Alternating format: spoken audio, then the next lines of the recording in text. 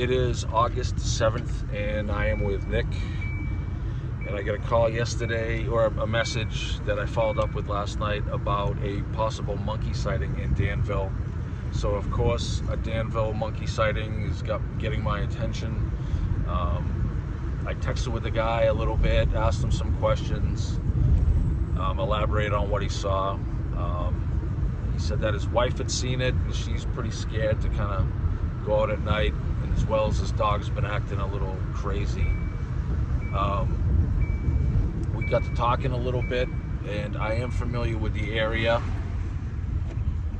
So Nick and I are going to go over and check it out and find Kelly, link up maybe with Kelly, and see if we can get out in the woods, check around. Now, I did not ask the witness for an address or an interview because I didn't want to put any pressure on him, and I didn't want to go announced where anybody knew that we were going. So Kelly's coming with Kelly Jr. I'm here with Nick. Nice to meet you. And we are going to check this out. I do have a drone asset with me today, which is going to be cool. Kelly's bringing some radios. I'm sure he has a thermal. I got some headlamps. We've got enough gear. I think we can go out in the woods and see what's going on. So that's what we're up to. I'm on the way to the site now, and we're going to park and head out in the woods. Southeast land trust. Power lines too. It goes quite a ways. A good theory is that these places are not only ATV trails but Bigfoot and game trails. So.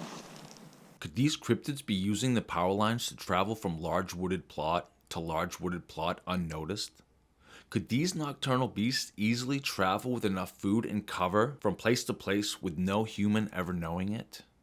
As far as cryptids and Bigfoot go, one of the ideas or theories that I had was that they use the power lines for maybe a superhighway to connect like one large plot to another. I think that's a great working theory. Some people have mentioned power lines in terms of corridors for wildlife to move, for Bigfoot to move. See, power lines to me are kind of marginal areas. It's areas where people usually go either to be alone, maybe be alone with like a girlfriend or something, or a boyfriend. Sometimes people go there to get drunk or high, or Right, sure. It's kind of like these marginal areas attract the same kind of energy. They're very fringe, and power lines to me are kind of, they get the energy. The power lines up ahead. You can hear the crackling sometimes, and I'll give you an instance. Raynham in 1990, Bill Russo had an experience with what he thought was probably like a Pukwudgie. It was some kind of hairy, small, humanoid creature that spoke to him, kind of beckoned to him. And it was next to power lines. It was in the high T's in Raynham.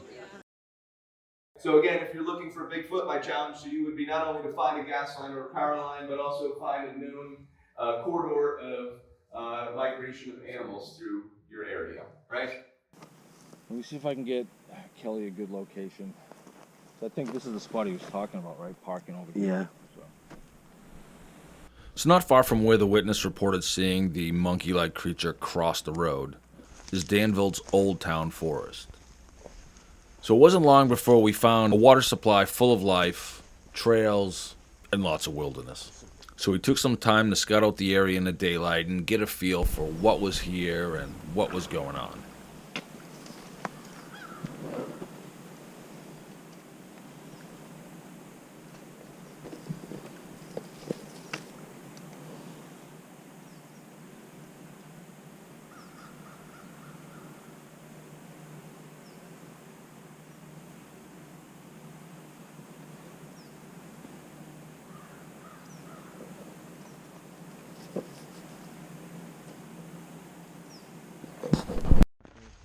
Lots of birds. Yep. Ducks. Something just jumped over there. Yeah.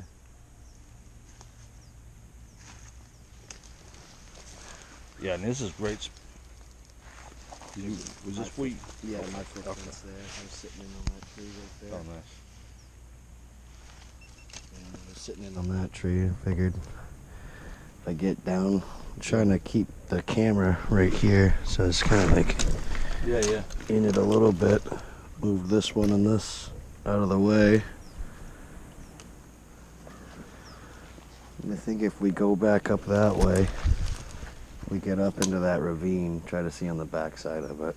All right, you want to... Well, that happens. I think I got that on video. I did too. So that's good. That's what it's all about, baby. So also look for things like structures where there might be like X's or bent over trees or something that looks kind of out of place. I haven't seen anything that stands out, but sometimes it might be blended in with old debris that might have fallen, and then something new is kind of placed there. It doesn't make sense. Good way over there. Yeah, I think checking that out's a good idea. If I wanted to get in and out of somewhere that'll be in sea, that'd be the way I'd go. Right. Sorry. That was loud.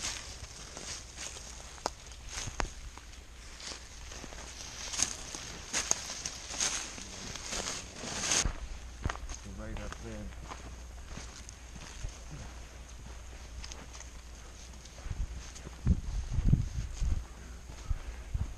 See, what's kind of crazy about places like this, it's you have a stone outcropping, and anything could be hidden on the other side at any time. Yeah. And most people can walk right by it without even seeing. Yeah, and they could just hide. You'll never know they're there. All right. So. All right, we'll keep that as our reference point then. Yep. Right where we walked in. Okay. It opens up here pretty decent. You see where the beaver's been active.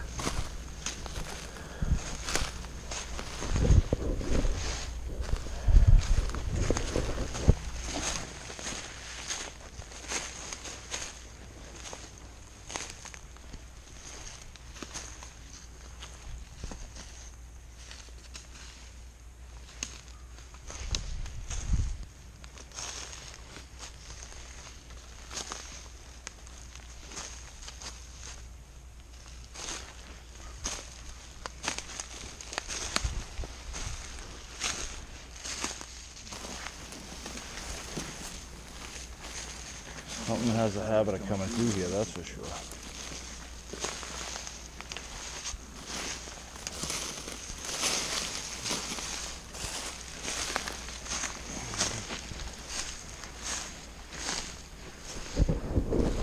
Beaver's an active little bugger.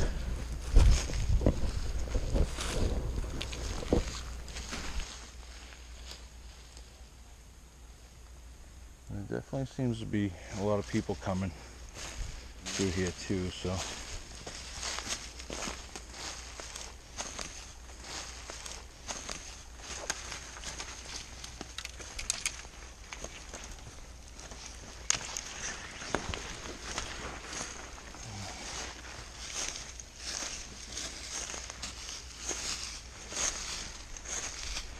This is kind of a typical of a ridgeline walk.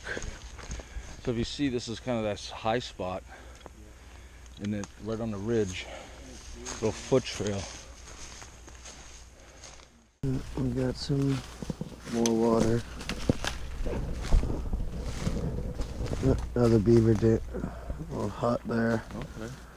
So we're on a little peninsula right now. A little more work to get over there, but not too bad. Let's pop out over here on the corner and get a little better view of our island here that we just found.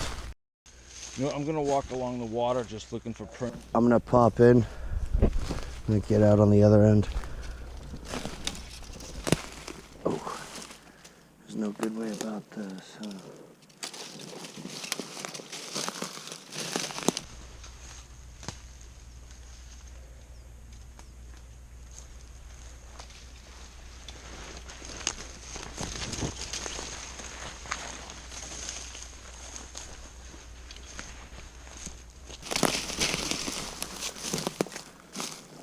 So many dead branches. Hard to be quiet when you're walking through them thick.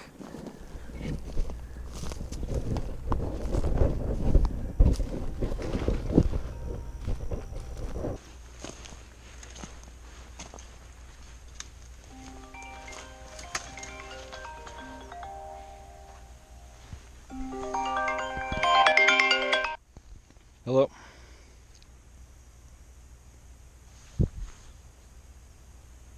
Hey, can you hear me? Can you hear me? I can hear you now. By the orange gate by the swamp, where are you? I'm actually on the back corner. We just kind of worked our way around to the back corner of the swamp. Me and the boy will start walking down that way. Okay. All right? All right. We'll be in a little bit. Yep. Bye.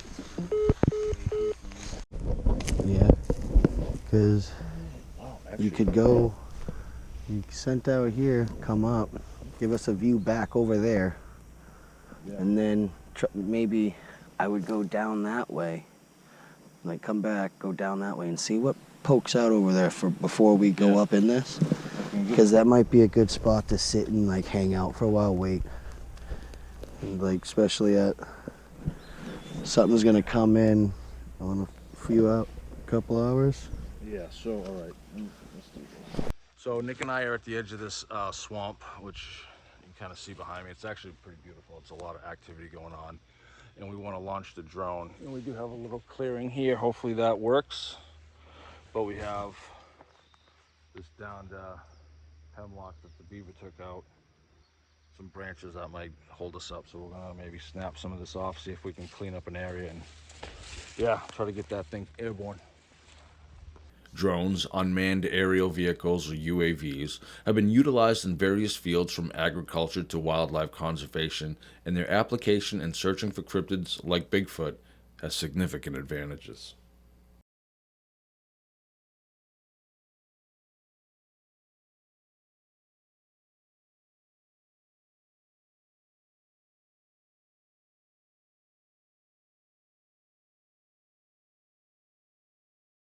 Drones can cover vast areas of difficult terrain quickly and efficiently, allowing researchers to survey remote locations that would be challenging to explore on foot. This capability is particularly advantageous in dense forests and mountainous regions, where traditional search methods may be hindered. Knowing that we have those capabilities, but putting something in the air and moving it quickly and stealthily through the forests or above the canopy to kind of come in and get a closer look at something, that's what we need to do.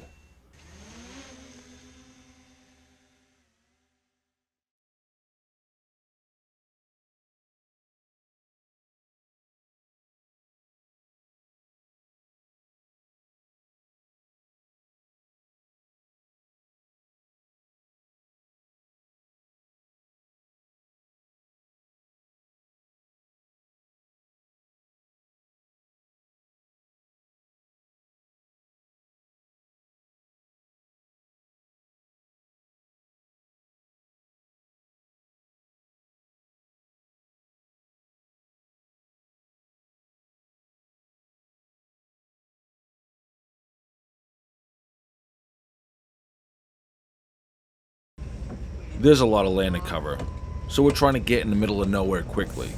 We found a tote road on a map and jumped in the back of Kelly's truck. So yeah, we're just out here now, just kind of cruising this trail and scouting some shit.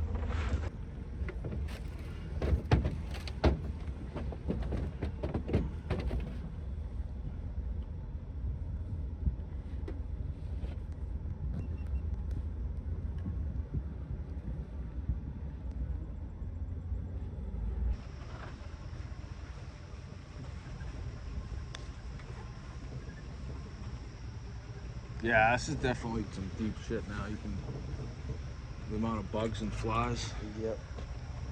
Fucking horseflies are ridiculous right now. Every time I kill one, I got another one.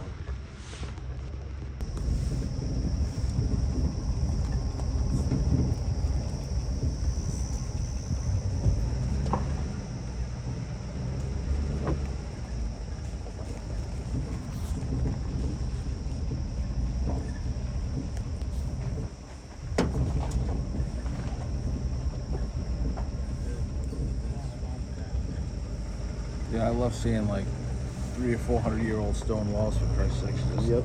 in the middle of nowhere.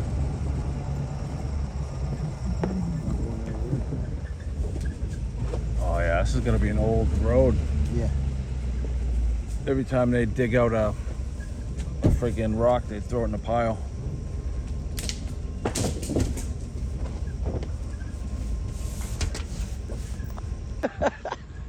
horsefly central.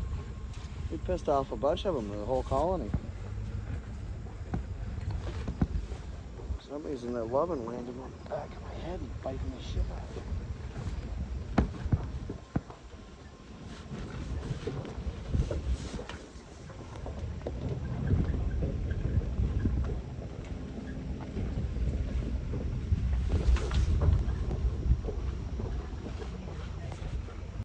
So we drove a few miles down this old tote road and we stopped when we saw a break in the wall and where it intersected with another trail. Close by were some power lines. So we sent up the drone to see what was going on in this immediate area. By sending up the drone, we hope to get a bird's eye view of what's around us. It's going to be difficult to try to track something beneath a tree canopy, but there's got to be a method to the madness. We'll have to figure out how to really employ this thing to make it the most effective, not only for B-roll and establishing shots in our cinematic projects, but to use it as an ISR tool. ISR in military terms refers to intelligence, surveillance, and reconnaissance operations, which are the collection, processing, and distribution of information to support a military objective. In our case, it's cryptid hunting. It improves commander decision-making, and these operations can use a wide range of systems, including manned and unmanned aircraft, satellites, ground-based sensors, and can involve a wide spectrum of missions from combat support to disaster relief. I really think it's going to take some time to get used to having a drone. What do we do with it? How do we use it? What is it used for? This is a cinematic drone, great for establishing shots and some B-roll. But how do we use this for intelligence? How do we use this as an ISR tool? Get some great images, but we need it to tell more of a story.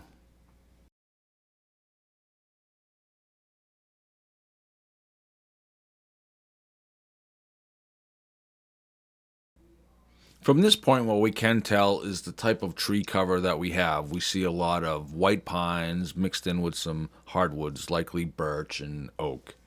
We see some wetlands, and we see an expanse of land without any houses and open property.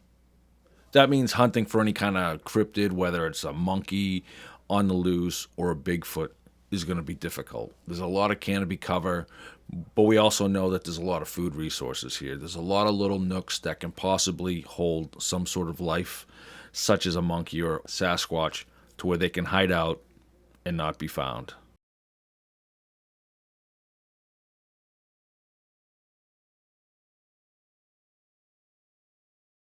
What do you think, Cal, about this story, about this incident, and about these woods in this kind of neighborhood? I think it's a great story. Definitely a beautiful piece of woods. Something could definitely survive out here. Like me and him were just saying. I mean, you could Within reason, yeah. a person or obviously animals do it all the time. But when it comes to a monkey, I don't know. I have a hard time buying that. Woolly monkeys are closely related to spider monkeys. They have a thick brown coat with dark gray appendages. The stomach area is black and heads are light brown. The fur color is the same for both males and females. Variation in color exists among subspecies. A prehensile tail assists in climbing and fulfills many functions of an opposable thumb. Arms and legs are about equal in length. All species are large, weighing about 15 pounds. Males weigh 45% more than females on average, but they're about equal in length. Woolly monkeys are found throughout the northern countries of South America: Brazil, Bolivia, Colombia, Ecuador, Venezuela, and Peru. They usually reside in high elevation cloud forests, seasonally flooded rainforests, and forests which are situated within Colombia's Eastern Plains region, although their ideal habitat is humid and mature tropical forests. Like I say, my biggest thing is, say it was the monkey that Kimball identified. I mean, do we know what they eat, being from South America or wherever it was? Is there something that could sustain it here? Are they vegetarian? Herbivore? Are they carnivores? What is it that they survive on?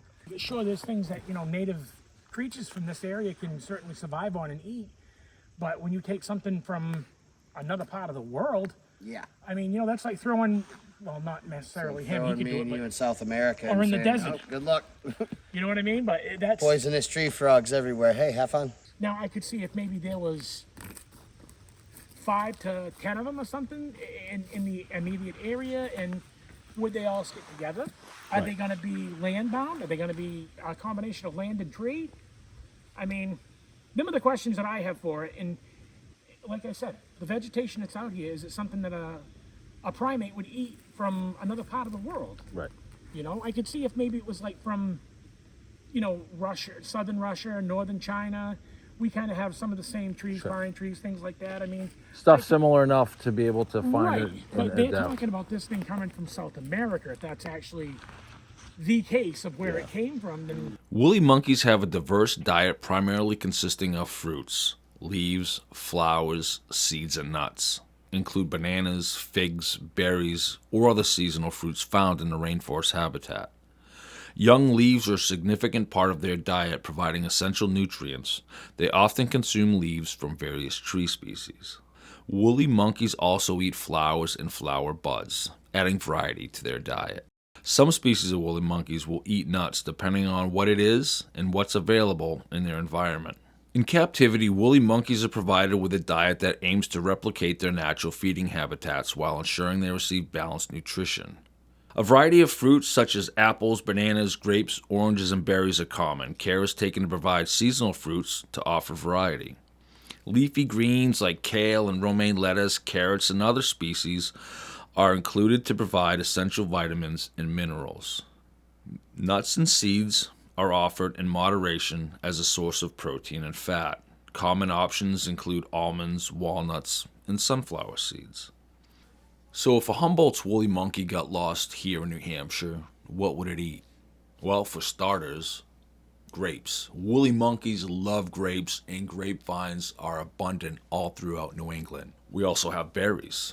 We have blackberries, raspberries, huckleberries, blueberries. These are great sources of vitamins and antioxidants.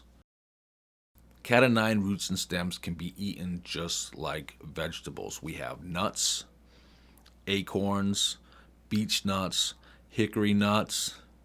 We have lots of wild greens, lots of wild lettuces and dandelions and plantains. We also have apples. Crab apples grow all throughout the woods here in New Hampshire and are an abundant food source for not only bears, but deer and anything else looking for a nice snack. Yeah. my thought is that I like the idea of the whole Danville monkey because it's our backyard. I just can't. Yeah. I can't make the connection of sustainability. There's not even orchards. There's not like a lot of farms around too Right. where they're sneaking in and stealing grain or food. Or even grabbing chickens or I've seen deer under apple trees in the middle of winter. Sure. And they'll gnaw on Sure. sticks too. They'll They'll- find yeah, all they'll the even eat old the bark stuff. off Yep. them and stuff. So I mean, They'll dig down into the snow where there was stuff from Yeah. before. Yeah. yeah. No, they can smell the rotten apples from the fall Yeah. and stuff. And I just Especially like the crab apples when in hunting season, Sure. the bear love them too. So as far as sustainability goes, I mean, it's an empty fish tank for as far as I'm concerned for it. yeah. Hard pressed to. This is where I think Kelly and I could disagree. It's just, I see food everywhere. I see potential food sources like it's a supermarket. Most of these plants are edible. To me, it's hard pressed to make a connection to it, just for the simple fact of the nutritional value that's here and not knowing Right. what we'll call it a primate, what that thing eats, what its sleeping patterns are. Is it nocturnal? Is it just an opportunist? Because whether we're talking about an out-of-place monkey or a Sasquatch, there's food here. Let's taste them and see what we got going on. So when we talk about foods that Bigfoots might be able to eat, one of the things that comes to mind, especially in mid-September, is these grapes. Not sure if you can see some of those grapes in there, but great food source, lots of nutrients and vitamins. Vitis riparia has the largest geographical range of any North American wild grape species. They got seeds, so make sure you spit the seeds out. But these are plentiful. It's present across nearly the entire eastern half of North America, from Quebec to Alabama and in the Carolinas. This species has been observed as far north as Manitoba, Canada, and as far west as Montana.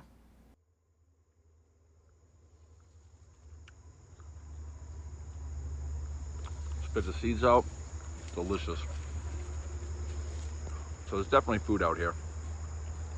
I'm thinking these are river grapes, because we're not far from a river. And they're just growing everywhere. Every dead tree, every mound. You can see the grapes have actually taken over this dogwood.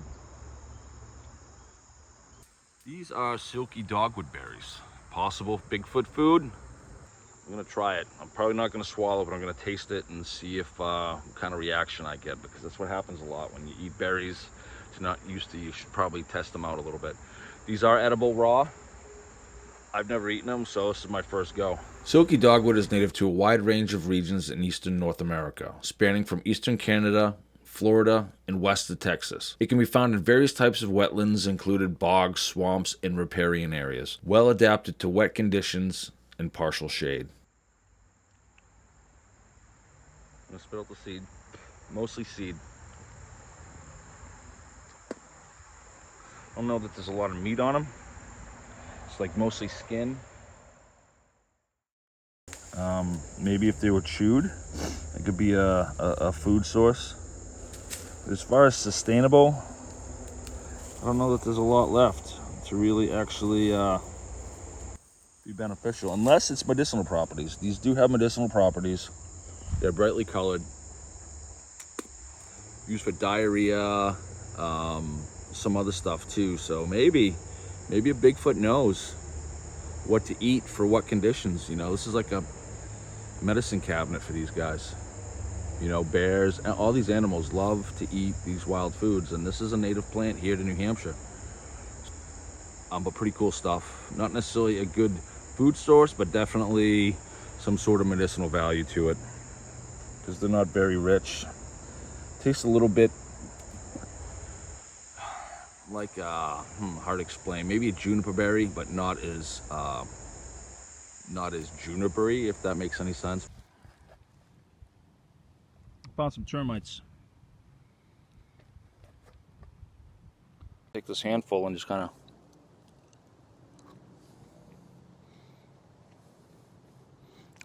eat these grubs. Not too bad. Those little guys are running away, but ooh, a little acidic taste, pretty zesty. If I can dig into this, I could actually have myself a nice little snack. I mean, of course, it'd take a lot to fill up on termites, but they're there if you need it. So what I'll do is put that back, take my moss, cover it back up so they can keep doing their thing. Like I said, you don't want to eat all the resources, just what you need. So we have lots of different types of oaks here. And a rule of thumb is round lobes or white oaks. This is bare oak. And those are bare oak acorns.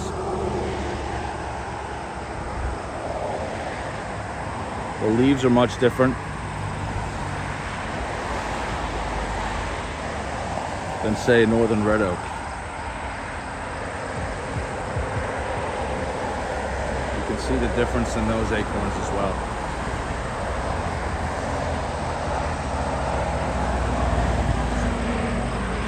And here we have a black oak, much wider, pointed leaves like a red oak. See, the leaves themselves are much broader.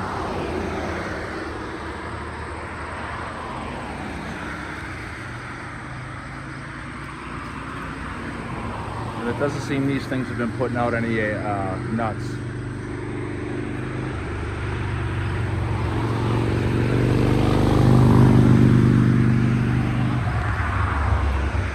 But up there on the northern red oak, see these drupes of autumn olives. Pretty tasty. They're not native, but they are a good food source in these temperate climates. Originally from Eurasia, Central Europe and whatnot. Pretty tasty.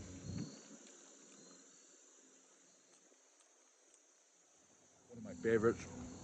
When I'm out working landscaping and I just need a little something to settle my belly, it's a good go-to. So, no surprise that a Bigfoot or any other wildlife won't be snacking on these either. Oxalis stricta is known as common yellow wood sorrel. It tends to grow in woodlands, meadows, and disturbed areas as both a perennial and an annual. It generally requires dry or moist alkaline soils, preferring sandy and loomy dirt to grow in. Commonly considered a weed of gardens and fields and lawns, it grows in full sun or shade. It's just, Right. I don't know, I have a hard time with all of that. So, I mean, I think going through these woods, there's a lot of cover, there's a lot of stuff like we talked about. I mean, there could be that magic oasis spot that has everything that's secluded and hidden, but that would take us forever. There's hundreds of acres out here. I mean, not that I mean, if you could find a spot where there was a spring water coming up into a mud hole, and it didn't freeze over, you know, it was David Kimball, right? Was the fire chief or the police chief, The right? fire chief. That's when he said that he saw it run out. Well, it jumped out in front of his truck, did an about face and jumped right back the distance that it jumped coming out. They either burrow in the mud, they go deep in the water, or they go dormant. Either way, you know what I mean? They almost hibernate. What do you have to go on, you know, other than vegetation?